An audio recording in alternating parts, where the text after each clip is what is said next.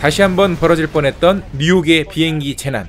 그러나 무사히 승객들을 구조해낸 영웅 파일럿의 실화, 썰리, 허드슨 강의 기적 리뷰입니다.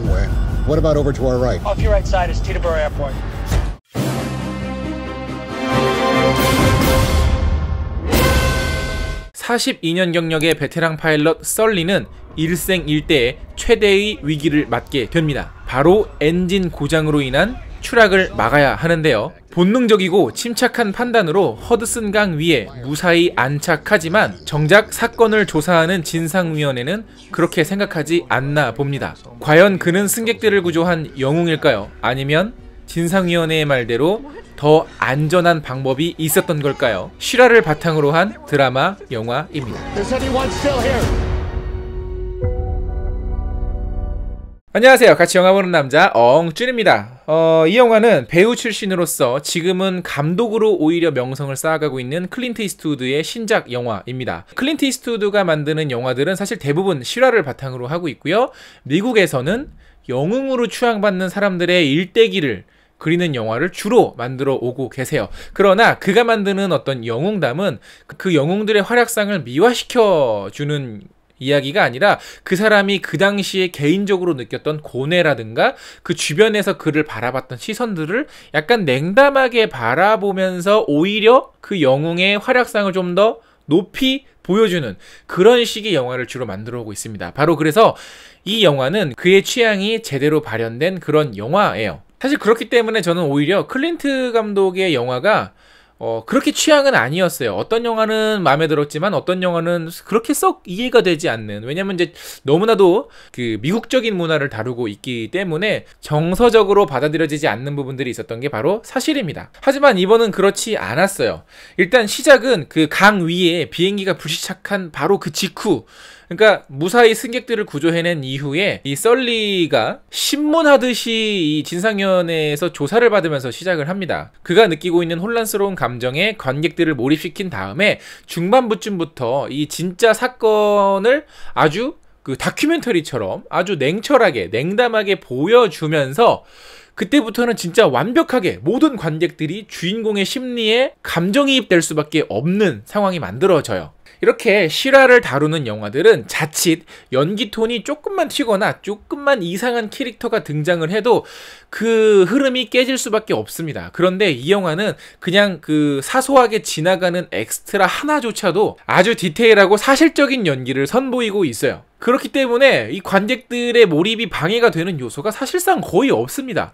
심지어 아주 짧게 나오는 단역들에게조차까지도 감정이입이 될 정도였으니까 뭐 연기 디렉팅은 뭐 역시나 대단했다 라는 생각이 들더라고요. 그리고 톰 행크스 같은 경우에는 실존 인물인 이 셀러버그 함장하고 거의 뭐 한 반나절을 같이 보내면서 그의 어떤 여러가지 디테일들을 흡수를 했다고 하니까 굉장히 많이 연기에 신경을 썼다라는 것을 이해할 수가 있죠. 이렇게 기교 부리지 않고 냉담하게 사건을 담아내는 중반부 장면들은 이 영화의 백미 중에 백미입니다. 우리가 이미 어떤 사건이 벌어질지도 알고 있고 똑같은 사건이 여러 번 반복되기 때문에 자칫하면 지루할 수 있어요. 그러나 이 사고 현장을 처음부터 끝까지 지켜보는 이 과정 자체가 굉장히 긴장감을 줍니다. 왜냐하면 기장의 증언이 과연 사실인지 진상위원회의 조사가 사실인지 이 묘하게 대립하는 과정 사이에서 과연 누구의 말이 진짜인지를 보여주는 장면이기 때문에 관객들조차도 숨죽이면서 그 장면을 볼 수밖에 없고요. 그리고 어떤 사건이 벌어질지 이미 알고 있기 때문에 그 과정을 지켜보는 것조차도 긴장할 수밖에 없는 그런 아주 묘한 영화더라고요. 그리고 이제 이 영화는요, 영화의 95% 이상을 아이맥스 카메라로 촬영을 했는데요. 원래 아이맥스는 65mm 필름을 사용을 하고 있습니다. 65mm 필름이라는 게요, 뭐 거의 핸드폰만한 사이즈라고 보시면 돼요. 요만한 게 필름 한 장이고요. 이만한 필름이 그 카메라에 장착이 되면 크기가 어마어마합니다. 그리고 이 필름을 돌리기 위해서 어떤 그 모터의 소음도 굉장히 심하고요. 그래서 다크나이트 같은 경우에는 몇몇 장면만 아이맥스로 촬영이 됐죠. 근데 이 영화는 필름은 아니고 6K 아이맥스급 디지털 카메라로 촬영을 했습니다. 바로 그 카메라는 레버넌트에서도 썼던 카메라고요.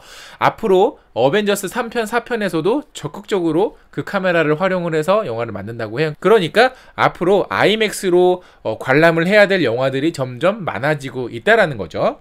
그래서 저도 이 영화는 아이맥스로 관람을 했는데 굉장히 몰입감도 뛰어나고 화면도 굉장히 선명하고 오히려 아이맥스라서 좀 더 그 다큐멘터리의 느낌이 강했던 것 같아요.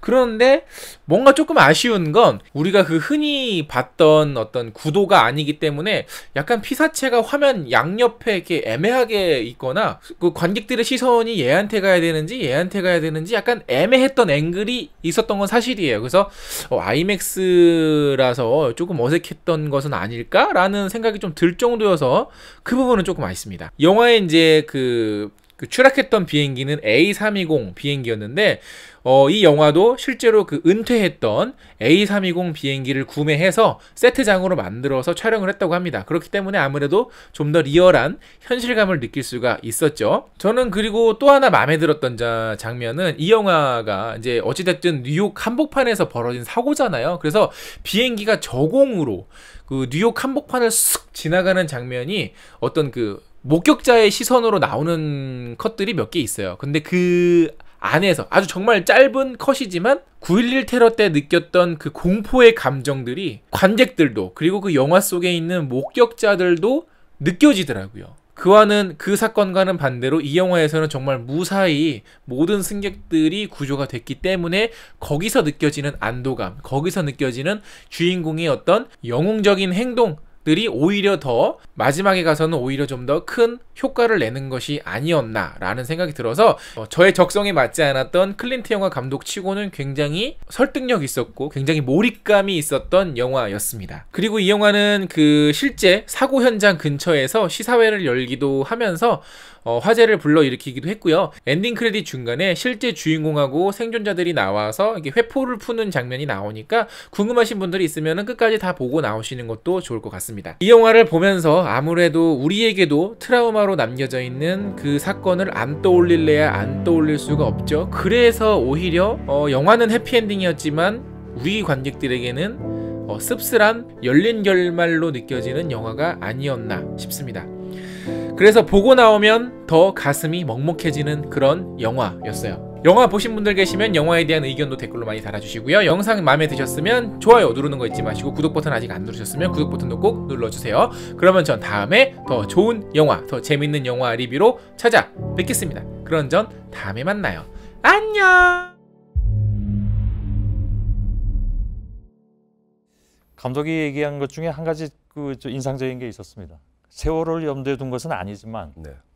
그런 연관성을 떠올렸다면 그렇게 느끼게 된 현실이 슬픈 것이다. 네.